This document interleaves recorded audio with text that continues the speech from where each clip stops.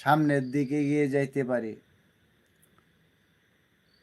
ভাই আমিও কিন্তু গরিব মানুষ, খেটে খাই, কাজ করি বাজারে। অনেকেই জানেন, অনেকেই চিনেন যে লেবারি কাজ করি। আমি কাজ নিয়ে নিন্দা করি না।